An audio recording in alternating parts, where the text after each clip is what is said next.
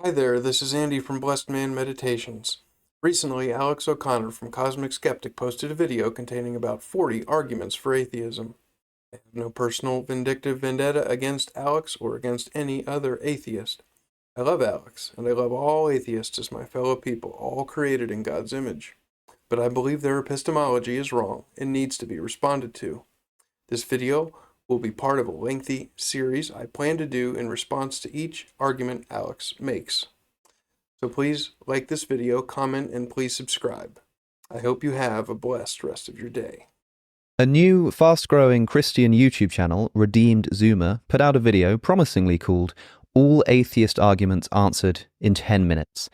Let's see how he does. Back to the video. The Bible has contradictions. Okay, you think you found an apparent contradiction that the church hasn't known about for 2,000 years? Every apparent contradiction can be explained by understanding just a little bit of theology. Every contradiction? All of them? Look, you're right. I wouldn't claim to have discovered some new contradiction that nobody has noticed before.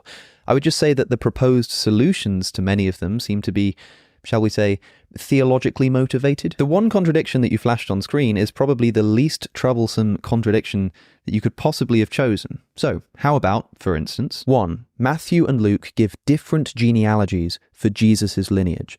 Matthew says that Jacob is Joseph's father, whilst Luke says that Heli is Joseph's father. Some people claim that Luke is actually giving Mary's lineage while Matthew is giving Joseph's. Heli is Mary's father, it's just recorded as Joseph's father because Joseph was Heli's son-in-law. Augustine's solution to this problem was to suggest that Joseph was actually adopted, so Jacob is his biological father while Heli is his adopted father. And sure, these are both possible, but are they really the most natural interpretation of the text if you're not already motivated to harmonize the accounts? It's not impossible to reconcile them in this kind of way, but doesn't the need to do so at least slightly lower your credence in the text? 2. The date of Jesus' crucifixion. Was it after the Passover, as the Synoptic Gospels claim, or the eve of the Passover, as John's Gospel claims? My friend and biblical scholar John Nelson just wrote an article on this contradiction.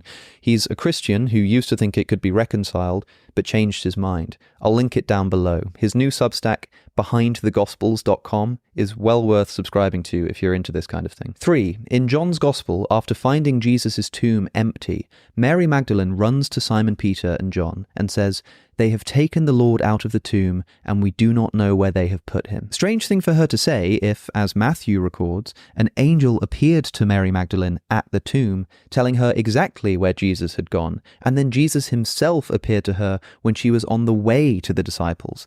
Why would she then have said to the disciples, "We do not know where they have taken the Lord"? 4. Jesus is sending out his disciples to teach. In Mark, he tells them, "Take nothing for the journey except a staff."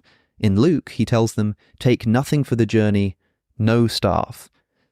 So, do they take a staff or not? In Barnabas Ahearn's essay, Staff or No Staff, he suggests that there are two types of staff that Jesus is talking about in either account. He points out that Augustine distinguished between a real staff in Matthew's Gospel and a metaphorical staff in Mark's Gospel. I mean, sure, if you absolutely need the accounts to harmonize, you can suggest all kinds of reasons for this apparent contradiction.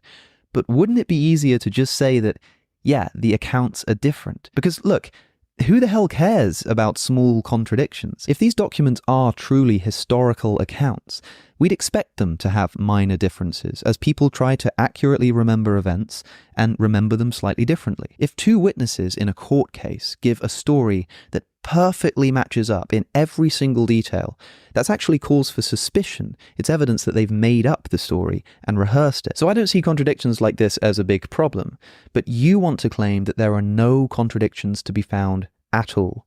And I'm sorry, but I'm just not convinced that these kinds of explanations cut the mustard seed. I agree with Alex that the maker of the video to which Alex responded overstated something when they said that every apparent contradiction can be explained away by theology.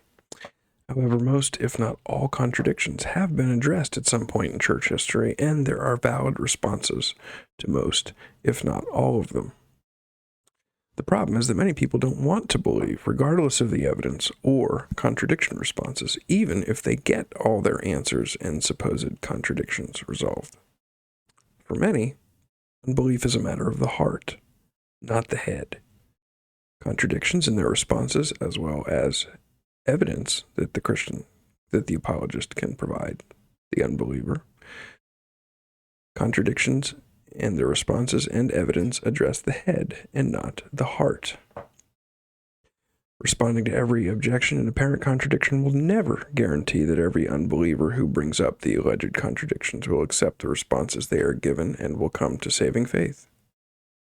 For some, it just doesn't matter, because many have deeper reasons besides the apparent contradictions for their unbelief, and they use contradictions, among other things, to justify their unbelief. I have a separate series on this channel devoted to answering 101 alleged contradictions that Muslim scholars Shabir presented some time ago. All 9 videos of that series are available on this channel in their own playlist, so please check that out. Please like, comment, and subscribe, and have a blessed rest of your day.